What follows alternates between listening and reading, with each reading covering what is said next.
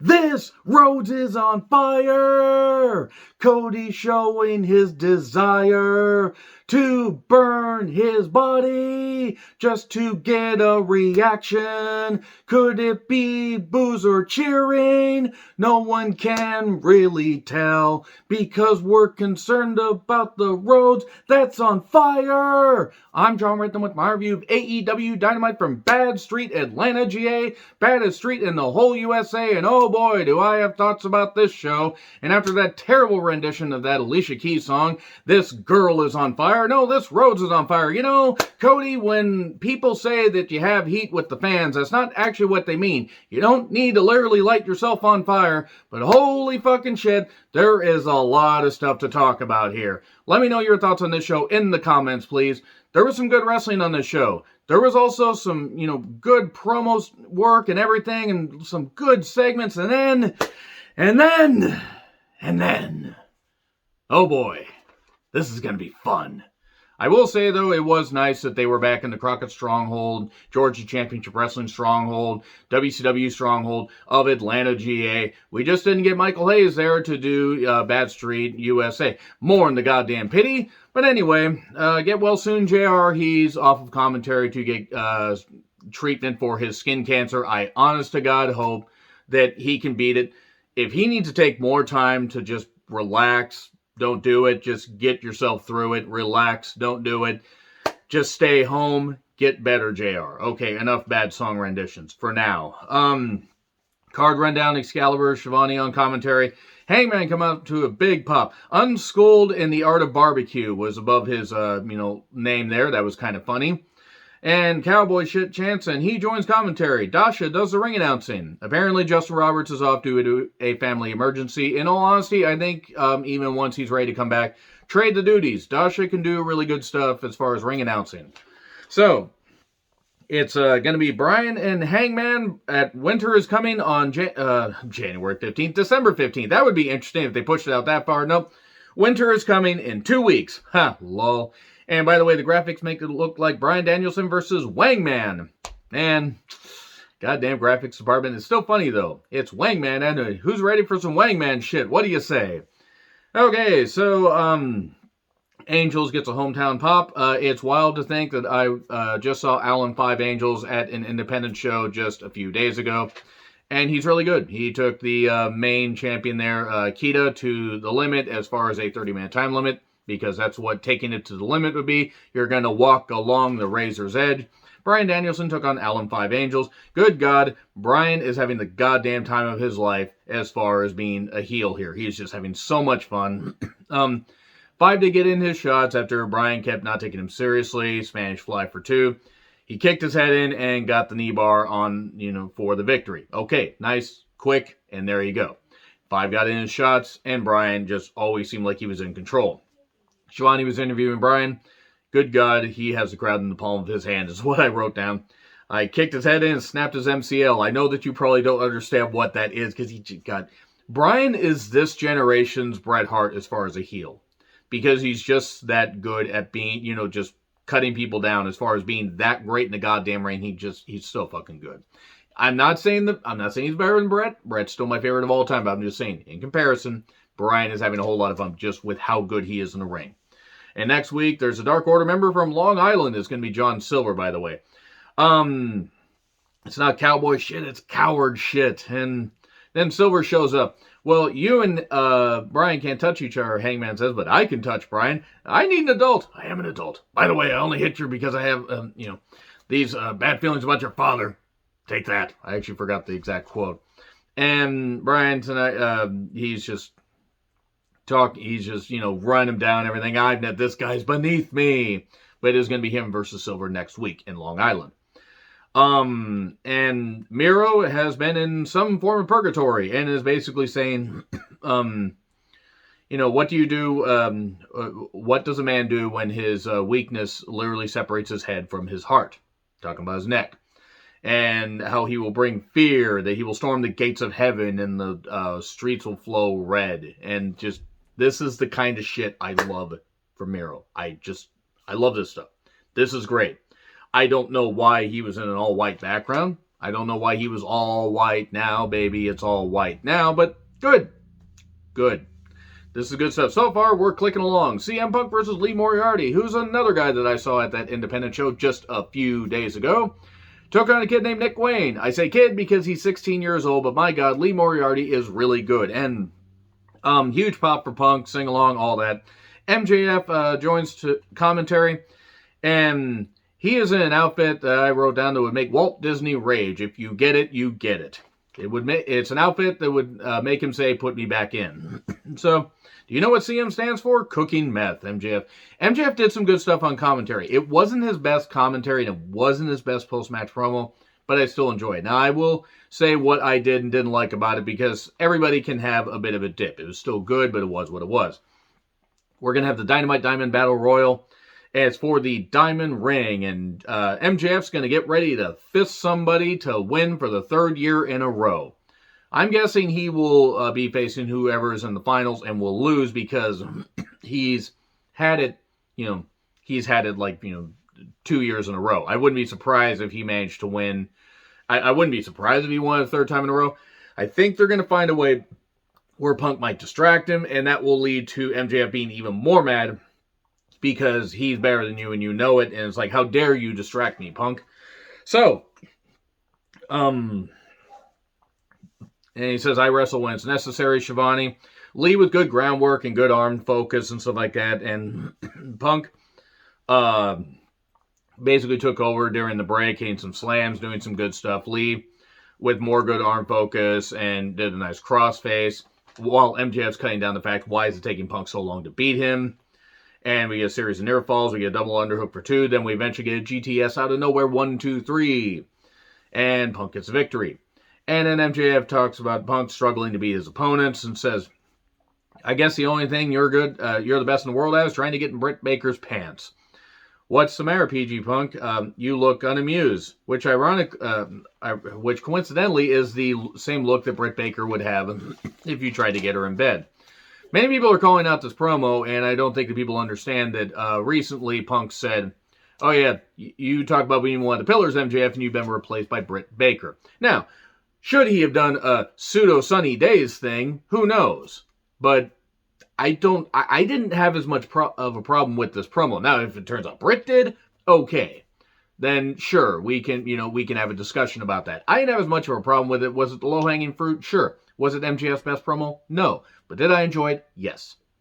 And am I looking forward to this program? Yes. Because you have Shawn Spears, for what he's worth, which isn't much, and you have Wardlow, who I think is going to be the last obstacle in Punk's way before they face off at Revolution. Now, that's in March. Now, that's extending that real far out.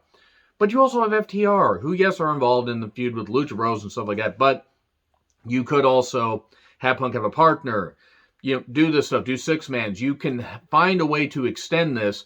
Them doing the promos, you can eke this out. If you make it to pay-per-view before they have their first match, you make people pay for it, it's going to be big money. Then you could do a TV rematch a month or so later, have the final at Double or Nothing. Yes, I might be hot-shotting it between, a couple pay-per-views, but then you blow it off.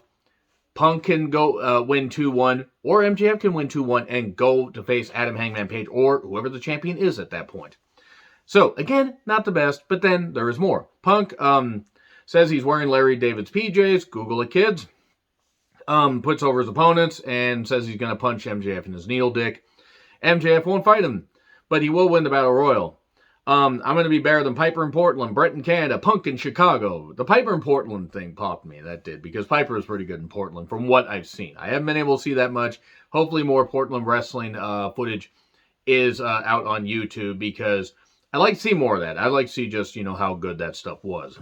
So, he did threaten his dog, though, which is a no-no. No, I draw the line at that. Don't do that. He says, I'm going to put him to sleep. I believe Larry was the name. And then here's Wardlow. We get a standoff while MJF's just being all, cocky behind, this big wall of thick meat that is Wardlow. Stop thinking about it, viewers. I know you're thinking about it. So, Britt is interviewed by Shivani. Jamie forgot to wear pants for this. I mean, she wore her wrestling tights, but still, I was like, moving on. Rebel was also there. That's unfortunate. Rebel's a good, manager, player coach for Britt. and talking about lost matches and everything. Jamie and Britt are going back and forth. Not kind of easing off a little bit on that teasing, so that's fine. It's going to be Jamie versus Riho. And there we go. All about that boom. And here is Adam Cole, baby. He's here to join commentary. He jaw jacks with Shivani for about 5 seconds. Where is my mind? Oh boy. The same pocket comedy from Orange Cassidy. And then the Bucks show up. One in such a loud outfit, I think Snakes actually came back to life and decided to coil off of his goddamn outfit. It was ridiculous. They do slow-mo kick stuff and super kicks, and I have written off Adam Cole. Unless he's going to do something better than this shit, fuck it. He's a great wrestler, but goddamn. This is the stuff that he felt, this is what he thinks is good. I know they're his friends. I know they're fans of the Bucks, and that's fine. I'm not. So, Wheeler Yuta and Chuck Taylor also ran him off. Cool. This feud continues. Maybe Trent's going to come back, and we're going to get, watch us get a blood and guts between the Cole Fish Elite and also the best friends along with Wheeler Yuta. Not like Wheeler Yuta. He's a fine talent, but just, this is a feud I don't care about. So, Nese and Guevara pre-tape on Rampage. I gotta come up with a different hand motion. Wardlow beat a guy named AC Adams in about a minute with a bunch of power bombs, and the crowd roared after every single one. Spears then hit him with a chair after the match. AC Adams, not Wardlow. That would have been weird. And then Shivani is there with Penta and Pac, who's the eye patch. The eye patch.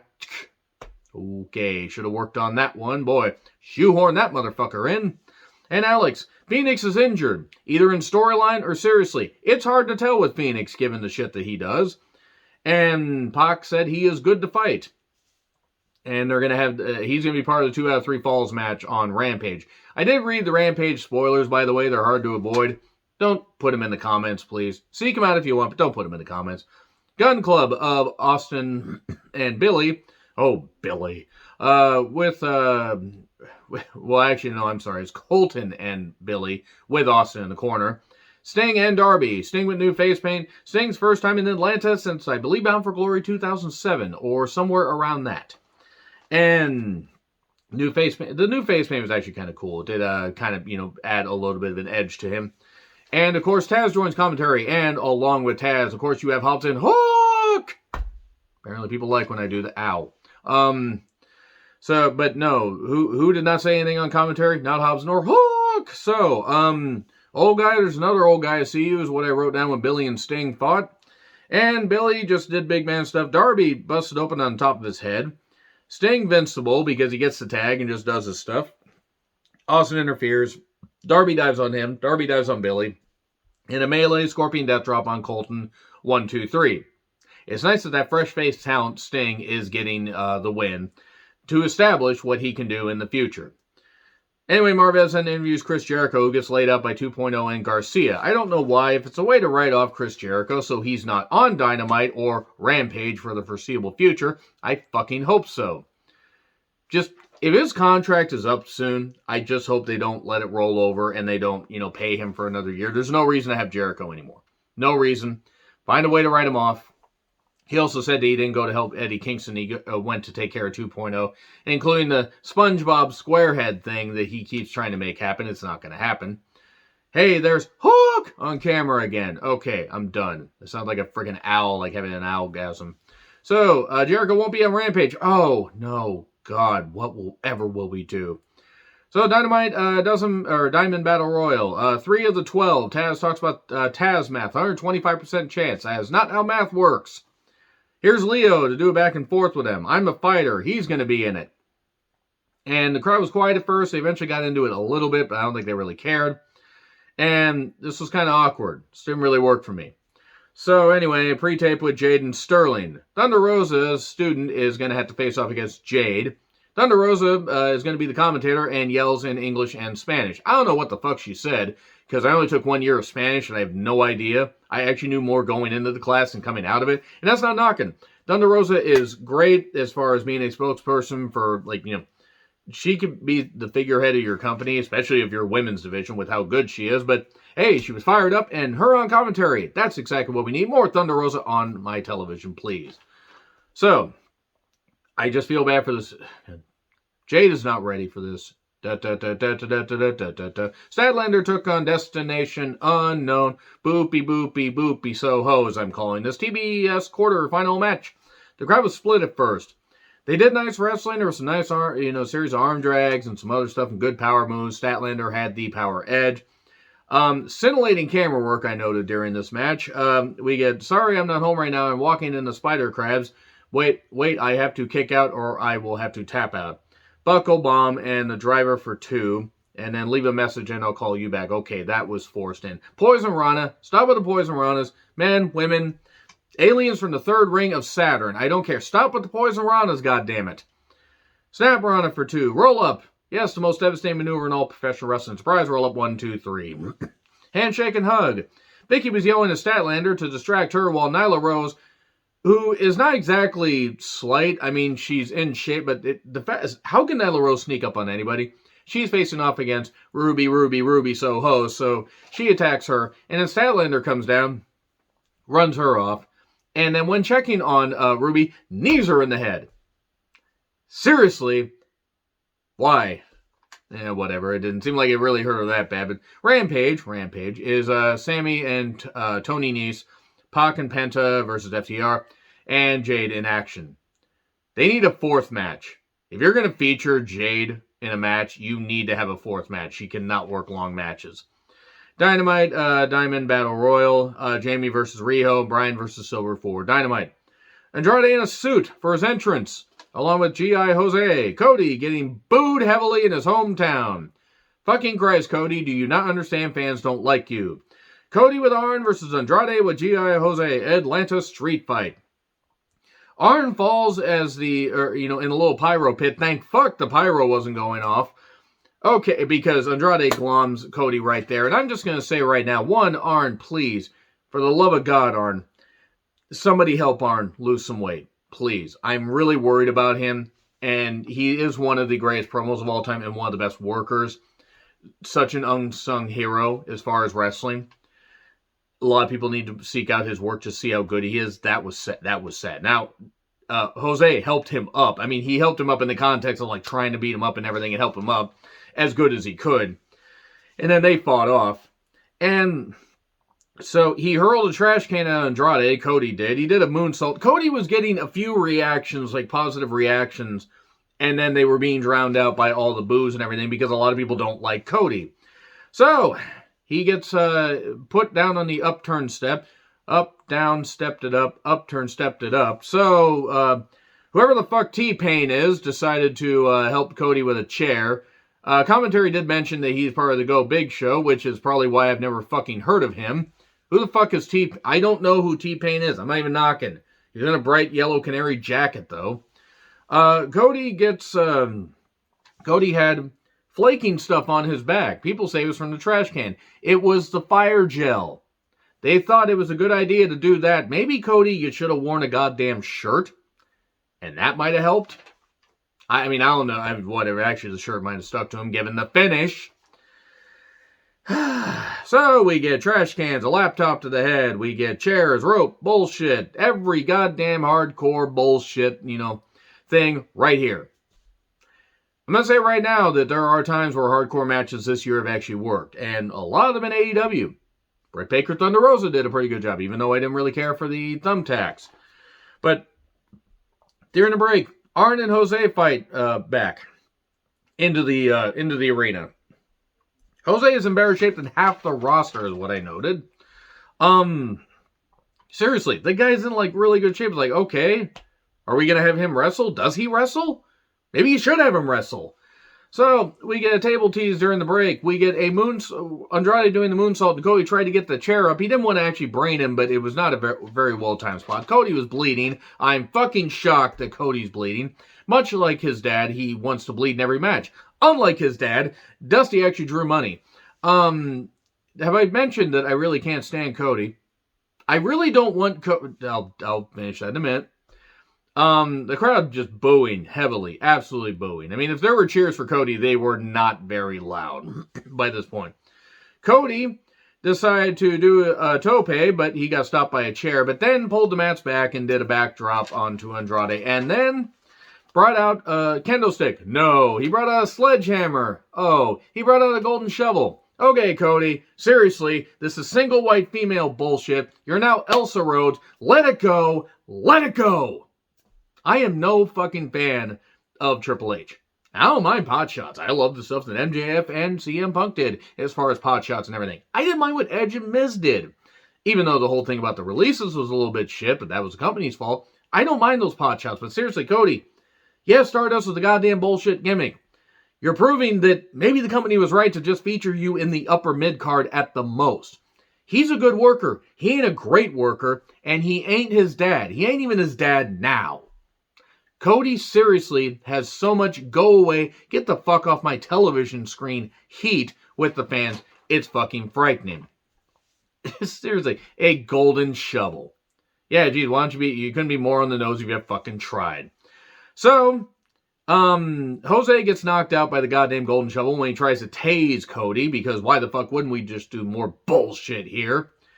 And then we get the table out in the corner and, hip toss through it. And then we get another table. And Cody's on it, and then he gets there and he's battling with Andrade for about 14 years. And then, oh boy. And then, wait, what happened? Oh, Okay, this stupid, undeserving motherfucking twat needs to be off of television. Nobody wants Brandy on a wrestling program. Why? Why would anybody want... I mean, if you do, fine. I'm sorry. I don't want Brandy hurt. I don't want her sick. I want her to have a happy, healthy life along with their daughter, Lib. So they can say, cry more, Lib. Because, with how they both think, especially Cody, he bleeds red in more ways than one, if you know what I mean. Cody and Brandy... They want to be Triple H and Stephanie so bad. They want to be Miz and Maurice so bad. They want to be a power couple, not just in wrestling, but outside of wrestling so bad. We could just take, any, big celebrity, couple, whatever. The fact that Brandy feels the need to be on camera, you don't belong there. And it would be the same if Brandy was the star and Cody wasn't there. Neither of them, are worth a damn to the company. Brandy especially, because she has not contributed anything positive as an on-screen presence. She can be backstage and do whatever the fuck she wants. But she lights the table on fire. Cody does the reverse DDT, he does the reverse DDT superplex thing, whatever the I fucking care at this point. Cody lights his own back on fire. Surprise, it was me running the slides. And then he covers for 3. Well, some of Cody's elbow was on fire because he had remnants of the table nearly pointing at Andrade's face, but he probably didn't have a clue. Absolutely fucking abysmal. That is one of the worst matches of the year. Fucking atrocious. I hope that Cody doesn't have long-term effects, from that and everything. And I hope that both of them are okay. But you know how you avoid having, actual burns to your skin? You don't do something that could actually burn your skin, you fucking idiot. That was a pretty good show until that. I hope they get just as much backlash for this as they did for the Nick Gage thing, because the deathmatch audience, and you guys can like deathmatch wrestling all you fucking want, and this hardcore stuff, you can like whatever the fuck you want. This is not what wrestling should be. And I'm sorry for busting it out for this feud. Andrade taking their loss, that doesn't really shock me all that much. And Cody gained a victory in a feud that's going to do nothing for him because nobody's going to cheer for him. Anybody that's cheering for Cody will continue to cheer for Cody. And the vast majority of people are going to continue to boo. Anyway, agree, disagree with what I said. Like, share, subscribe, Twitter handle in the description. I'm John Ritlin. I'll see you soon.